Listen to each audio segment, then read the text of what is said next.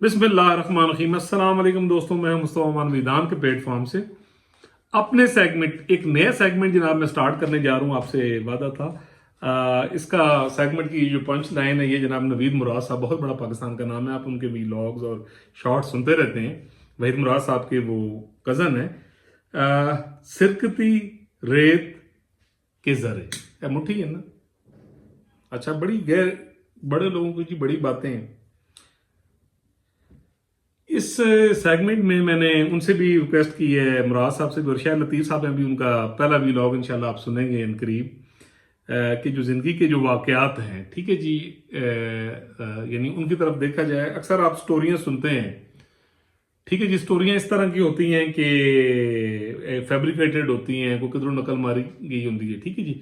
और जनाब हम उन्हें स्टोरी की यानी शक्ल में देखते हैं, फिल्मों में भी देखते हैं, पढ़ते भी हैं।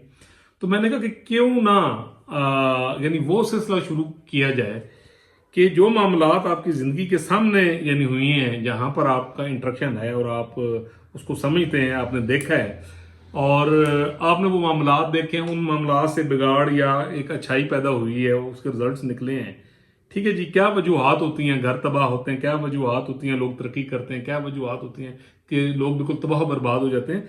तो ये हमारे सोसाइटी के किरदार होते हैं। तो फिर मैंने नवीद साहब के साथ एक फैसला किया कि हमें एक सिलसिला शुरू करना चाहिए कि जिसमें जो हमारी ज़िंदगी के तजर्बात, कई आप बीती है, जग बीती है, कई मामलात है जो आपके दोस्त आपको सुनाते हैं, तो उसमें जनाब मैंने एक सिलसिला शुरू किया। तो सबसे पहले एक टॉपिक था, मैंने एक उस पर शॉर्ट भी किया था कि सोना चोर खानदान की करतूत और बद अंजाम रवां दवां, ये पंच लाइन है।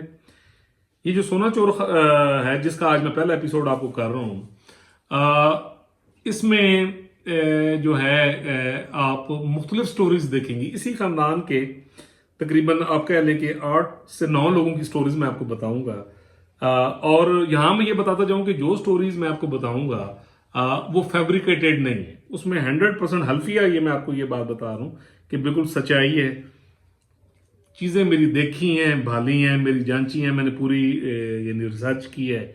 मैं इन लोगों से, जिन लोगों के आपको वाकयात बताऊंगा, हल्फन आपको ये चीज़ बता रहा हूँ कि मैं उनसे मिला हूँ और मैंने ये सारे अच्छी या बुरे करतूत जो हैं यानी वो होते देखे हैं, ठीक है जी। तो एक चीज़ तो आपको ये पता कि ये जो सिरकती रेत के ज़रे हैं या सोना चोर खानदान और इससे रिलेटेड बहुत सारे और मामलात हैं जो आप यानी देखेंगे, और वो मैं आपको गाए बगाए, और उसी में से आपने बिगाड़ या अच्छाई आपने देखना है और आपने अंजाम भी देखना है।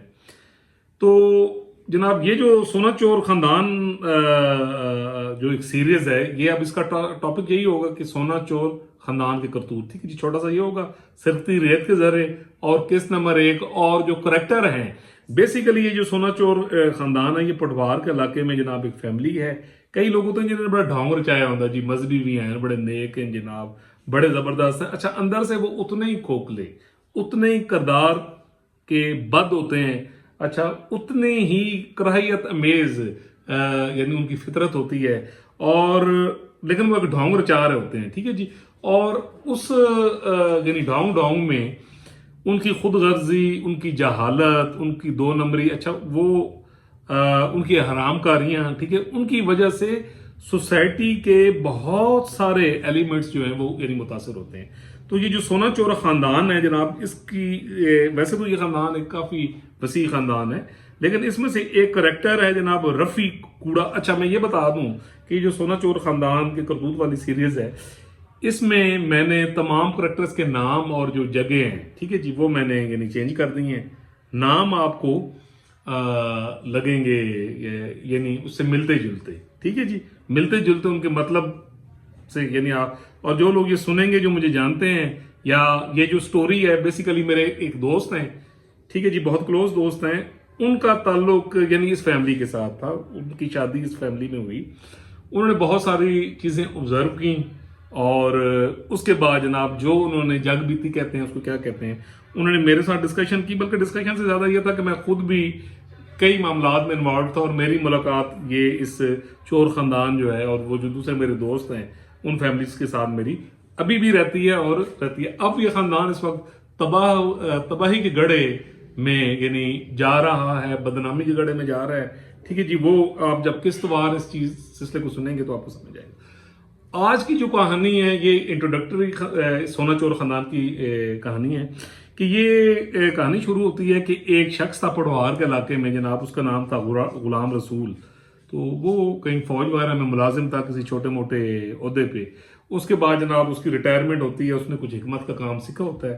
بظاہر وہ ایک یعنی اچھا مناسب سا انسان تھا. اس نے کچھ زمینیں خریدنی شروع کی، حکمت شروع کی. تو اس سے یہ تھا کہ اس دور میں وہ تھوڑا بہت کھاتا پیتا خاندان یعنی کنسیڈر ہوتا تھا جی، اس علاقے دے یعنی باعزت لوگ ہیں، ٹھیک ہے جی. اس کے بعد اس کے گھر میں یعنی اس کی شادی ہوئی تو اس کے شاید 2 بیٹے تھے، ثاقب الدین اور اقبال الدین. یہ نام میں نے چینج کر دیے کہ اس کے 2 بیٹے ہوئے. اس میں سے جو ایک بیٹا تھا وہ کہیں ملازم ہو گیا، اور دوسرا جو اقبال الدین تھا یہ یہیں سے اس خاندان میں نکھٹو پن اور 2 نمبری اس شخص کے تھرو ہوئی. اچھا، اس شخص جو اقبال الدین تھا یہ جناب اپنے باپ غلام رسول کی یعنی جو کمائی تھی، جو اس نے زمینیں بنائیں اور جو اس کی حکمت چلتی تھی، اور کچھ اس نے کمرشل پراپرٹی بھی اس دور میں کو دکانیں ان کو کرایہ اور کوئی اسی طرح سلسلہ چلتا تھا.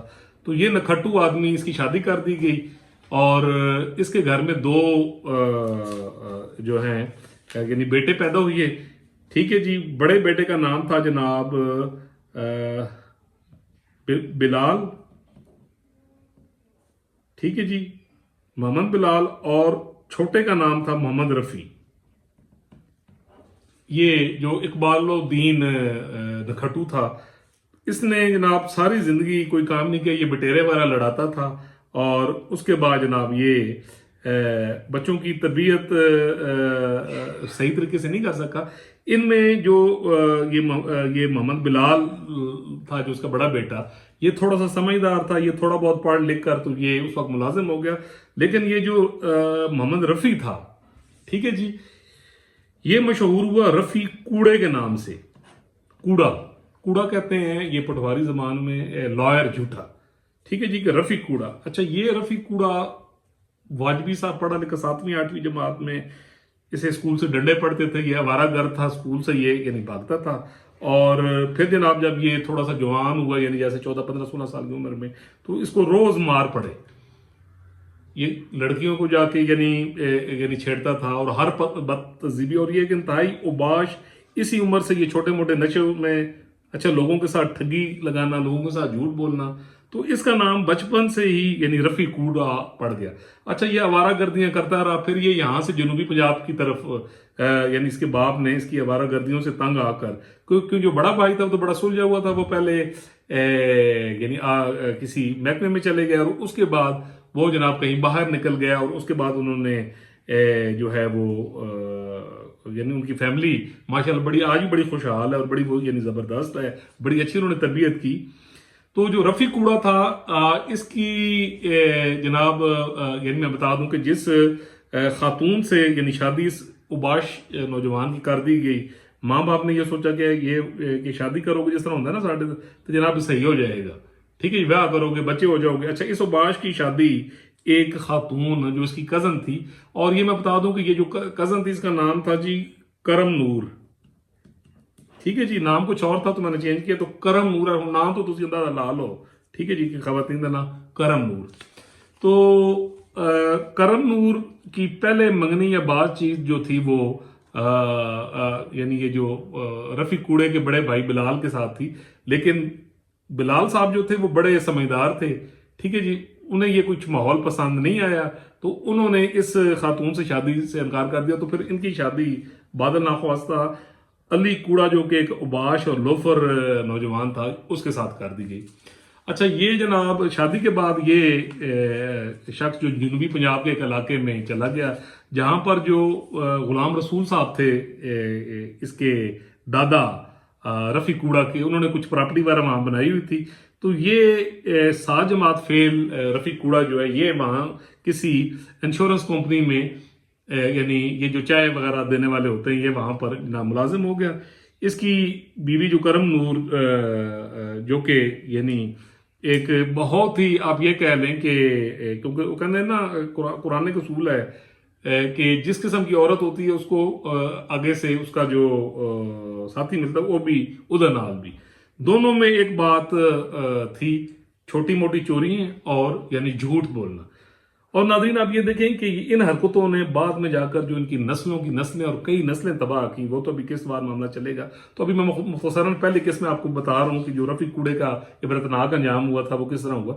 تو یہ اوباش آدمی جناب جنوبی پنجاب کی طرف آ گیا، وہاں ہمارا گردیوں میں یہ لگا رہا، کبھی کچھ کرایہ آ جاتا تھا، کبھی کوئی ٹھیکہ آ جاتا تھا، جس سے یہ جناب اس کا سلسلہ چلتا تھا۔ اچھا، اس کرم نور کے بطن سے شروع میں 3 بچے اس کے پیدا ہوئے، 4 بچے، 3 لڑکے جو آج کل جناب گلیوں میں خوار ہو رہے ہیں، اور جس طرح ان کا یعنی جو انجام ہو رہا ہے آپ یقین کیجئے یعنی ناظرین کے یعنی اس چیز پہ افسوس اس لیے نہیں ہوتا کہ یہ معاشرے کے ناسور لوگ ہوتے ہیں کہ جن کو آپ یعنی دیکھتے ہیں، یعنی اس انجام تو یہ ان کے کرتوت ہوتے ہیں۔ تو 3 لڑکے اور 1 لڑکی پیدا ہوئی۔ تو یہ جو رفیق کوڑا تھا، کیونکہ ایک اوباش اور آوارہ گرد اور خواتین کے پیچھے بھاگنے والا شخص تھا، کئی دفعہ یہ مار بھی کھا چکا تھا، تو اس کا ٹاکرا ایک بڑی پڑھی لکھی ایک خاتون تھی، ان کا نام تو کچھ اور ہے لیکن آپ خوشی بی بی رکھ لیں ان کے نام، خوشی، ہیپینس، ٹھیک ہے جی، خوشی بی بی۔ یہ ایک پڑھی لکھی اور ایک بڑی زبردست خاندان کی خاتون تھیں، اور یہ لیکچرر تھی۔ تو اس رفیق کوڑے نے، کیونکہ یہ شکل و صورت کا بظاہر اس کے اندر تو وہ ایک کرائیت تھی اور سب کچھ تھا، شکل و صورت کا یہ اوباش آدمی یعنی اس دور میں بھی، اور ڈریسنگ کے حساب سے بڑا ٹھیک تھا، اور جیسے اس طرح کے فراڈیے لوگ ہوتے ہیں تو یہ لوگوں کی گاڑیاں لے کے تو اس نے کالج جانا، اور وہاں جا کر جناب اس نے خوشی بی بی کو ٹریپ کر لیا۔ اچھا، ٹریپ کرنے کے بعد خوشی بی بی جو تھی یہ نائجیریا میں کہ ایک ملک میں یا اسی طرح ملک میں یہ وہاں پروفیسر تھی۔ اچھا، یہاں سے یہ جو نکھٹو رفیق کوڑا ہے وقتی طور پر اس کو ایک سہارا ملا۔ اچھا، اس رفیق کوڑے نے جناب اس عورت سے شادی کر دی، کرم نور جو تھی اس نے، اور اس کے نکھٹو بھائی تھے، ٹھیک ہے جی، انہوں نے بھی تھوڑا بہت تو ہاتھ پیر مارا، لیکن اس کے بعد جناب کرم نور کیونکہ خود ایک بالکل ہی غریب خاندان سے تھی، لہذا اس نے چپ سادھ لی۔ اچھا جی، اب خوشی بی بی جو تھی بہت عرصہ باہر رہتی تھی، پھر ادھر آتی تھی۔ اسی دوران جناب کیونکہ وہ ایک امیر خاندان سے تھی، تو اس نے دیکھا کہ یہ جو رفیع ہے یہ تو بالکل نکمہ ہے، نکھٹو ہے، تو اس نے جناب جنوبی پنجاب کے ایک علاقے میں کوئی ایک فیکٹری تھی، وہاں پر اس نے 25% انویسٹمنٹ کر کے اس زمانے میں، تو اس نے رفیع کوڑے کو وہاں پر اپنا ملازم یعنی رکھ دیا، جیسے یہ منشی ٹائپ ہوتا ہے۔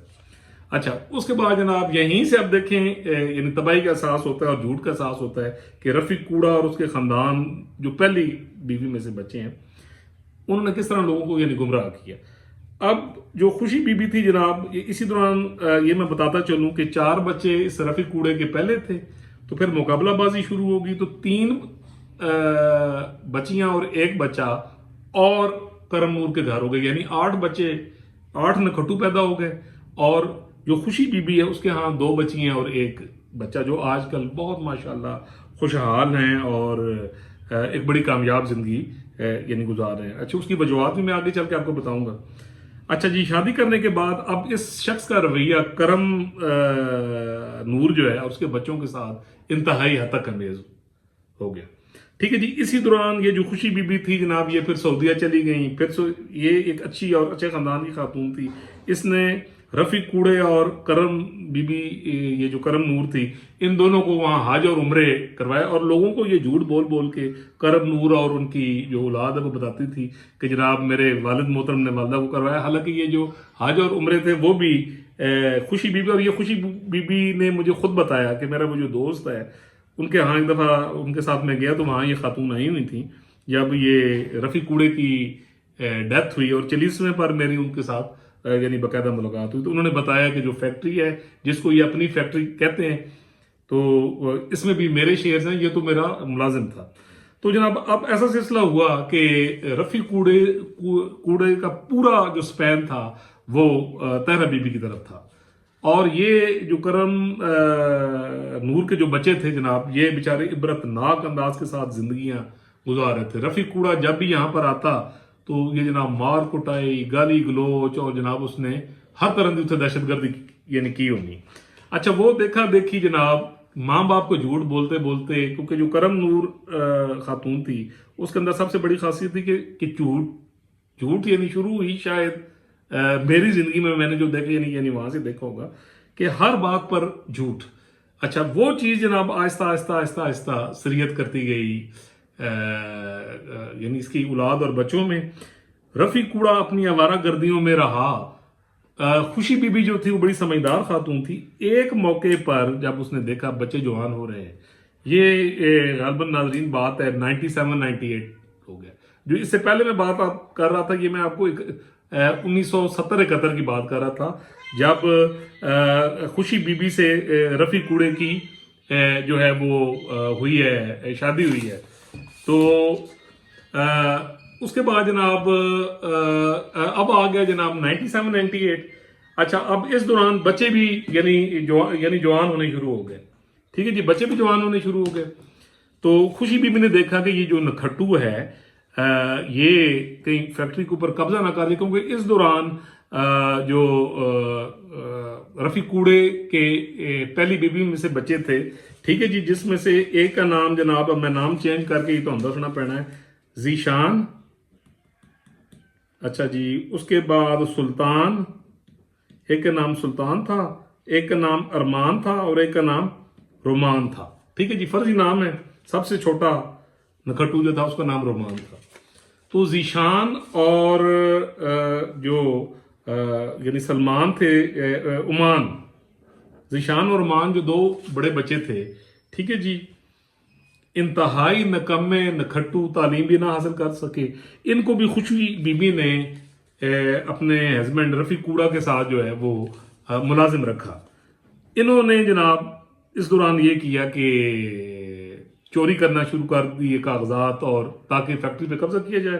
جب خوشی بی بی کو بھنک پڑی تو اس نے سب سے پہلے اس رفیق کوڑے کو بقول کرم جو نور کے بھائی اب وہ اس دنیا سے جا چکے ہیں، انہوں نے میرے دوست کو بتایا کہ خوشی بی بی اور ان کے بچوں نے اس رفیق کوڑے کو تھوڑے مار کے باقاعدہ نا اٹھا کے باہر نکالا، دھکے مار کے باہر نکال دیا، اور فیکٹری کے ملازمین کو بھی کہا تھا کہ رفیق کوڑے اور اس کے بچوں کو اٹھا کے آپ یعنی باہر پھینک دو۔